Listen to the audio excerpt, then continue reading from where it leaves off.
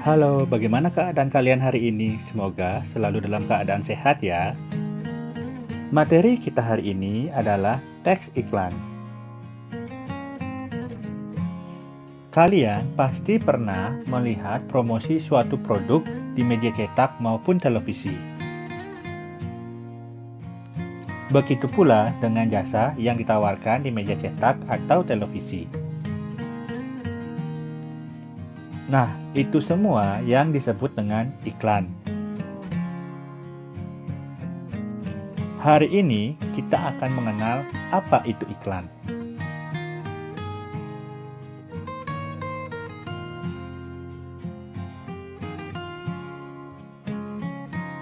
Jadi, iklan adalah teks yang mendorong, membujuk khalayak agar tertarik pada barang dan jasa yang ditawarkan. Pada umumnya, iklan disampaikan melalui media massa seperti televisi, radio, surat kabar, dan internet.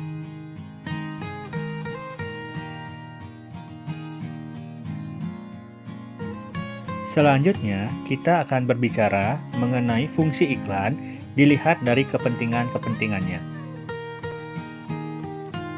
Bagi perusahaan bisnis komersial, iklan digunakan untuk menjual barang dan jasa.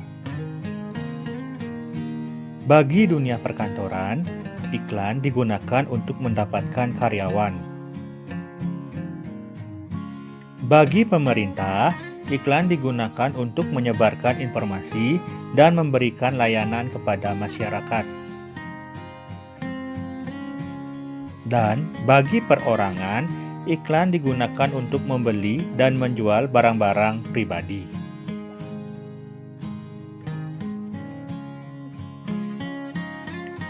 Keberagaman pada iklan muncul pula pada bentuk dan teknik penyajiannya. Oleh karena itu, terdapat istilah slogan dan poster. Slogan adalah perkataan atau kalimat pendek yang dipakai sebagai dasar tuntutan atau pegangan hidup, prinsip utama dari sebuah usaha, organisasi, dan sebagainya. Slogan sering pula disebut moto atau semboyan. Slogan lebih mengutamakan kepadatan makna dan kehematan kata-kata.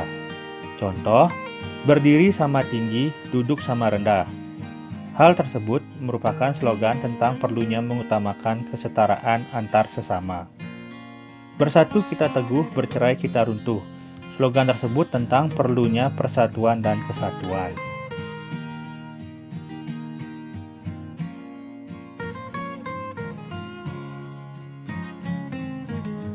Berikutnya adalah poster. Poster merupakan plakat, yakni kata-kata dan gambar yang dipajang di tempat-tempat umum. Poster hampir sama dengan iklan, yakni pemberitahuan suatu ide, hal baru, atau hal penting kepada khalayak. Poster mengandalkan perpaduan gambar dan kata-kata. Poster lazimnya dipasang di tempat-tempat umum. Poster hampir sama dengan iklan ataupun slogan dalam hal bahasanya. Poster menggunakan kata-kata singkat, jelas, menarik, dan lengkap.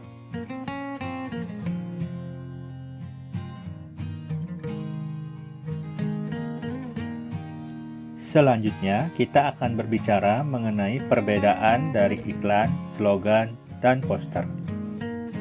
Iklan merupakan teks persuasif yang memadukan unsur gambar dengan kata-kata, unsur gerak, dan suara. Slogan merupakan teks persuasif yang mengutamakan unsur kata-kata. Sedangkan poster merupakan teks persuasif yang mengutamakan kekuatan gambar dan kata-kata, serta biasanya dipajang di tempat-tempat umum.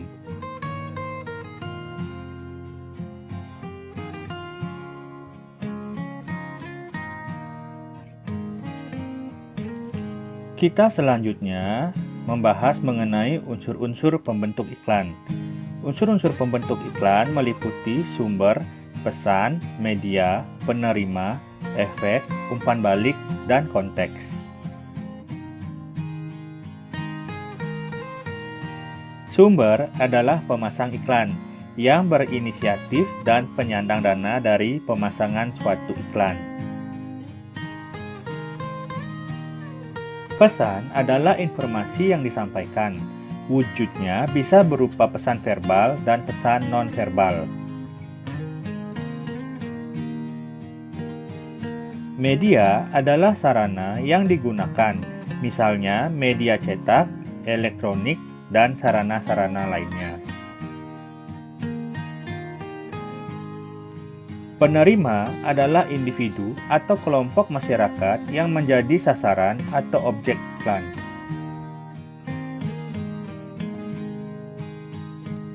Efek adalah perubahan yang terjadi pada diri penerima, baik itu dalam aspek sikap, pola pikir, perilaku, kebiasaan, dan pola hidup.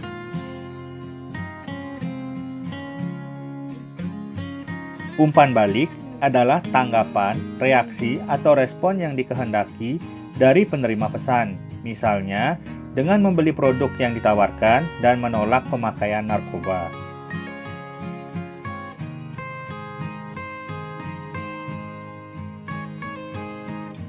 Selanjutnya, kita akan membahas mengenai klasifikasi periklanan. Yang pertama, ada iklan strategis, yaitu iklan yang digunakan untuk membangun merek ataupun citra positif suatu perusahaan.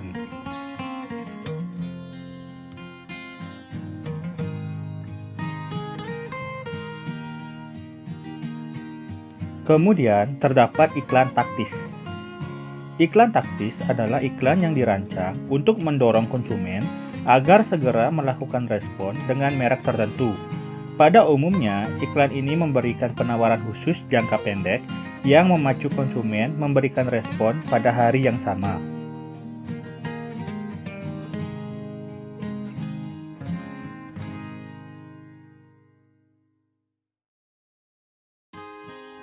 Berdasarkan tujuan atau fungsi iklan, iklan dibagi menjadi dua. Yang pertama adalah fungsi informasional, yaitu iklan memberitahukan kepada konsumen tentang karakteristik suatu produk, juga berbagai manfaat yang mereka peroleh.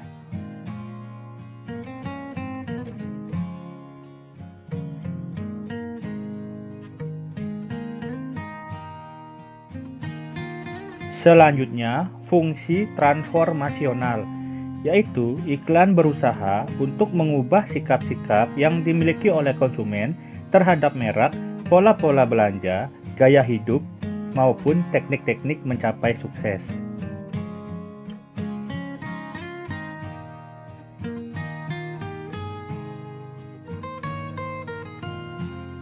Selanjutnya, kita akan membahas mengenai pola-pola penyajian iklan. Yang pertama, iklan media cetak. Karakter utama dari iklan media cetak adalah penggunaan bahasa tertulis di dalam penyampaian pesan-pesannya. Di samping mengutamakan kejelasan dalam kata-katanya, iklan di media cetak mengandalkan desain grafis seperti warna dan bentuk huruf, tata letak, serta gambar-gambar. Iklan di media cetak memiliki beberapa macam berdasarkan keleluasaan ruang dan space-nya. Pertama, iklan baris adalah iklan yang pemasangannya berupa baris-baris. Teks yang disajikannya sangat terbatas. Tidak ada gambar ataupun ilustrasi-ilustrasi dalam iklan ini. Teks pun banyak yang mengalami penyingkatan. Iklan baris pada umumnya dimanfaatkan oleh perorangan dan perusahaan-perusahaan kecil. Yang kedua, iklan kolom adalah iklan yang pemasangannya dalam media berupa kolom-kolom. Oleh karena itu, bentuknya besar. Di samping menggunakan teks, iklan ini sering pula menyertakan gambar dan berbagai ilustrasi menarik lainnya. Selain itu, dikenal istilah iklan display, yakni iklan yang memiliki ukuran lebih luas dibandingkan iklan kolom. Iklan display merupakan iklan yang berisi hanya kata-kata dan gambar, foto, ataupun media-media grafis lainnya. Ada pula istilah iklan advertorial, yakni iklan sejenis iklan display. Hanya saja teknik penyampaiannya mirip berita. Contoh iklan advertorial yaitu iklan berkaitan dengan pelayanan jasa kesehatan, pengobatan alternatif, pengenalan perusahaan ataupun produk baru dengan informasi yang lebih kompleks.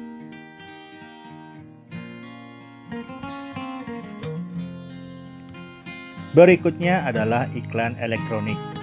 Iklan elektronik merupakan iklan berbasis perangkat elektronik yang mencakup beberapa unsur sebagai berikut. Pertama, iklan radio. Iklan ini mengandalkan efek suara, baik itu berupa tuturan, musik, maupun bunyi-bunyi. Kedua, iklan televisi. Iklan ini mengandung unsur suara, gambar, dan gerak. Yang ketiga, iklan film. Iklan film yang tersaji dalam judul film atau produk sinema. Iklan film biasanya muncul sebelum film utama diputar. Menurut isinya, iklan diklasifikasikan dalam 3 jenis. Yang pertama, iklan pemberitahuan. Iklan ini lebih terfokus pada kepentingan untuk memberitahu khalayak mengenai suatu hal, baik itu yang berupa peristiwa, keadaan, atau hal lainnya. Iklan jenis ini umumnya dipasang oleh perseorangan atau suatu keluarga. Namun, ada pula yang dipasang oleh perusahaan-perusahaan, misalnya yang berupa pemberitahuan pembubaran perusahaan atau rapat pemegang saham. Selanjutnya, iklan layanan masyarakat.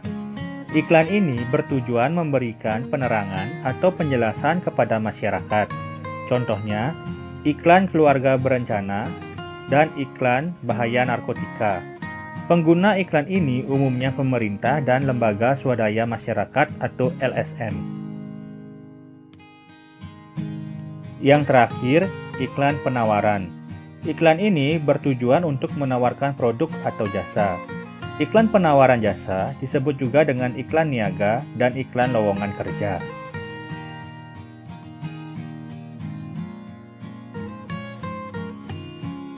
Selanjutnya, berbicara mengenai struktur teks iklan. Struktur yang pertama adalah pengenalan produk.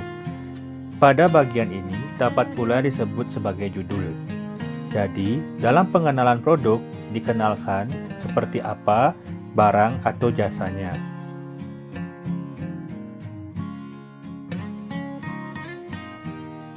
Kedua adalah pernyataan persuasif. Berisi pernyataan yang mendorong pembaca atau pendengar berbuat sesuatu. Bagian ini biasanya berupa pernyataan tentang kelebihan produk yang ditawarkan.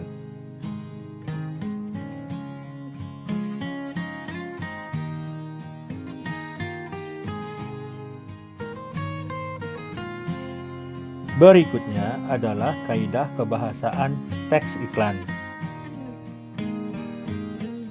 Teks iklan bertujuan menawarkan produk, baik berupa barang maupun jasa. Oleh karena itu, kata-kata yang muncul umumnya bersifat persuasif, bujukan, atau dorongan tentang suatu kebiasaan ataupun gaya hidup. Pernyataan-pernyataan dalam teks iklan umumnya bersifat imperatif, yakni permintaan, ajakan, dorongan, atau larangan. Adapun kalimat imperatif itu sendiri ditandai oleh kata-kata seperti temukan. Kata lainnya adalah ikutilah, hadirilah, wujudkan, nyatakan, nikmati, sebaiknya, marilah, ayo, dan janganlah. Bahasa iklan seringkali menggunakan bahasa sederhana, mudah diingat dan mudah pula dipahami. Kalimat yang panjang dan berbelit-belit selalu dihindari dalam iklan. Justru bahasa yang akrab di tengah-tengah khalayak itulah yang sering digunakan, di samping memberikan kesan positif tentang produk yang ditawarkan. Pilihan kata yang berima dan memiliki banyak persamaan bunyi juga merupakan pilihan penting di dalam bahasa iklan. Di samping itu, bahasa iklan harus singkat sehingga mudah diingat oleh masyarakat.